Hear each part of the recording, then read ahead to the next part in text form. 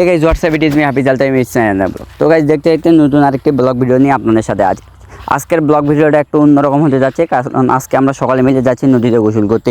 দীর্ঘদিন যাবত নদীতে গোসল করা হয় না, আগে এই নদীতে প্রতিদিন আসতাম। তো যাওয়া যাক, এবং ভিডিওটি ভালো লাগলে ভিডিওটি লাইক করবেন এবং চ্যানেলটি সাবস্ক্রাইব করবেন। তো শুরু করা যাক। তো গাইস আমরা নদীর পাড়ে চলে আসছি, আপনারা দেখতে পাচ্ছেন নদীর এখানে চলে আসি, নদীর ধারের কাছে। আর পরিবেশটা বলতে গেলে এক কথা ছিল অসাধারণ, মনোমুগ্ধকর নিরিবিলি পরিবেশ, প্রাকৃতিক পরিবেশ যেটা ন্যাচারাল ছিল। একটা গাছের বাতাসটা নিজের কলিজায় ভেদ করে যাচ্ছিল এই প্রচণ্ড রোদের মধ্যে, একটু তৃপ্তি দিচ্ছিল। পরিবেশটা ছিল এক কথা অসাধারণ। আগে এই নদীতে ছোটোবেলায় কত মাছ ধরছিলাম, ক্লাস 4-5 যখন ছিলাম প্রতিদিন আসতাম, গোসল করতাম। সেই ফেলে আসা দিনগুলোর কথা এখন স্মরণ করে মনে পড়ে। দেখতে পাচ্ছেন ভিউটা কিছুটা এমন অসাধারণ একটা ভিউ, চারিদিকে সবুজ শ্যামল, নদীর চারিদিকে ধান ক্ষেত। এই ধান ক্ষেতগুলো এক কথা বলতে গেলে নদীতে অসাধারণ লাগে। এখানে যদি ড্রোন থাকতো ভিউটা আসতো অন্যরকম একটা ভিউ। তো যাওয়া যাক, সবুজ শ্যামল এই মাতৃভূমি, চারপাশে ধান আর ধান, নদীর শ্রমজীবী, হাজারো শ্রমজীবী মানুষ সেখানে নদীতে পাথর উত্তোলন করে, হাজারো কৃষিজীবী মানুষ নদীতে ধান রোপণ করে। তো গাইজ দেখতে পাচ্ছেন, যাওয়া যাক নদীতে নামা যাক, এবং ভিডিওটি অবশ্যই শেষ পর্যন্ত দেখবেন। ভিডিওটি ভালো লাগলে ভিডিওতে একটা লাইক করবেন, আমার ফেসবুক পেজটি ফলো করবেন। দেখতে পাচ্ছেন ভিউটা কিছুটা এমন, প্রাকৃতিক পরিবেশ এবং নিরিবিলি অসাধারণ। তো গাইজ আমরা বর্তমান নদীর ধারে চলে এসেছি। এই যে দেখতে পাচ্ছেন ভিউটা অসাধারণ। ওই পাশে হচ্ছে পঞ্চগড় বাজার, এটা হচ্ছে করতোয়া নদী। আমাদের বাসা থেকে নদী দূরত্ব 1 কিলোমিটার।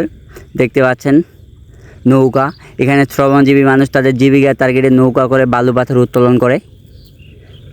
ভিউটা কথা বলতে গেলে অসাধারণ, নিরিবিলি এবং প্রাকৃতিক পরিবেশে। দেখতে পাচ্ছেন ভিউটা কিছুটা এমন। তো গাইজ চলুন নদীতে নামা যাক, এবং ভিডিওটি ভালো লাগলে এই যে গাইজ আমি অবশেষে নদীতে নামলাম। এক কথায় বলতে গেলে ফিলটা ছিল অসাধারণ, শৈশবের কথাগুলো মনে পড়ে নদীতে গেলেই। আসলে আগে কত নদীতে যাইতাম, নদীতে মাছ ধরতাম। এই জায়গাটায় বিশেষ করে আমরা পয়লা বৈশাখে প্রত্যেকবারে যাইতাম, বড় ভাইদের সাথে মাছ মারতাম, সারাদিন অনেক মজা লাগতো।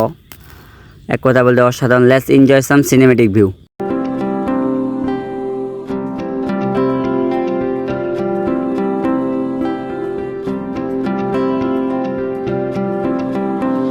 তুমি চাইলে ছুটে যাব পিছু পিছু।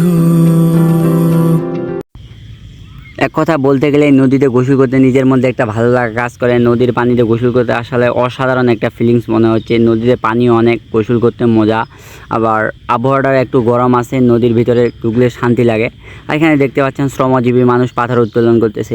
আসলে এইসব দেখলেই খারাপ লাগে, কত শ্রমজীবী মানুষ তাদের জীবিকা টার্গেটে নদীতে এইভাবে পাথর উত্তোলন করে। দেখতে পাচ্ছেন নৌকায় পাথর বালি উত্তোলন করে সাইডে নিয়ে আসে, তারা জীবিকা টার্গেটে সারাদিন এই নদীর পানিটাতে ডুবে। আসলে খুব খারাপ লাগে, অক্লান্ত 42 ডিগ্রি মাত্রায়। এইসব দেখলে প্রচুর খারাপ লাগে।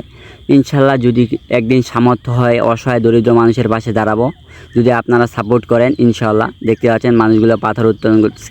আসলে পাথর উত্তোলন করা কিন্তু এত সোজা না, আর আমাদের পঞ্চগড় কিন্তু পাথর বালির জন্য বিখ্যাত। এই জায়গাগুলো সহজে পাথর পাওয়া যায়, কষ্ট আছে, কিন্তু অন্য জায়গাগুলো সহজে পাথর পাওয়া যায় না। দেখতে পাচ্ছেন নদীর ভিউটা কিছুটা এমন, একদম নিরিবিলি প্রাকৃতিক পরিবেশের ভিউ। বলতে গেলে ভিউটি এক কথায় অসাধারণ।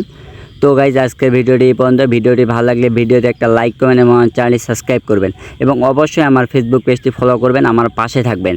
Thanks for watching.